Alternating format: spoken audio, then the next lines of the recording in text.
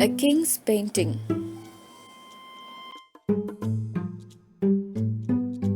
Once upon a time there was a kingdom. The king there only had one leg and one eye, but he was very intelligent and kind. Everyone in his kingdom lived a happy and a healthy life because of their king.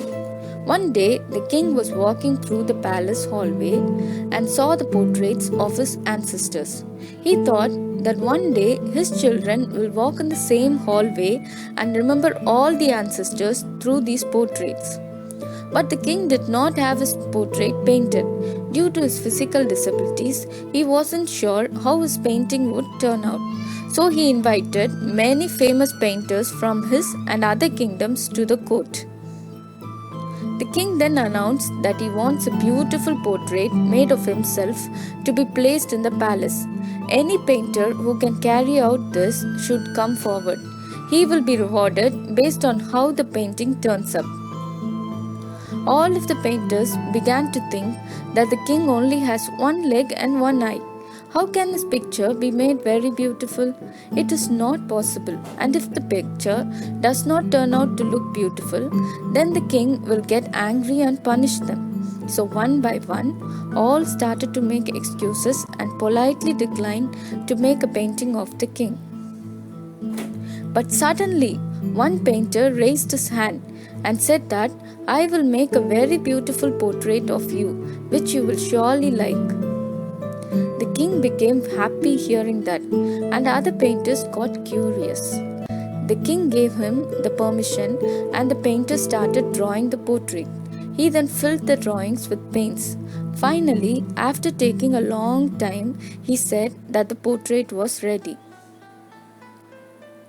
All of the courtiers, other painters, were curious and nervous, thinking, how can the painter make the king's portrait beautiful?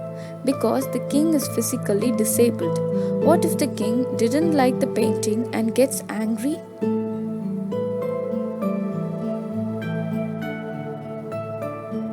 But when the painter presented the portrait, everyone in the court, including the king, was left stunned. The painter made a portrait in which the king was sitting on the horse on the one leg side, holding his bow and aiming the arrow with his one eye closed. The king was very pleased to see that the painter has made a beautiful portrait by cleverly hiding the king's disabilities.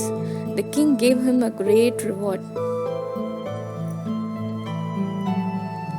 We should always think positive of others and ignore their shortcomings.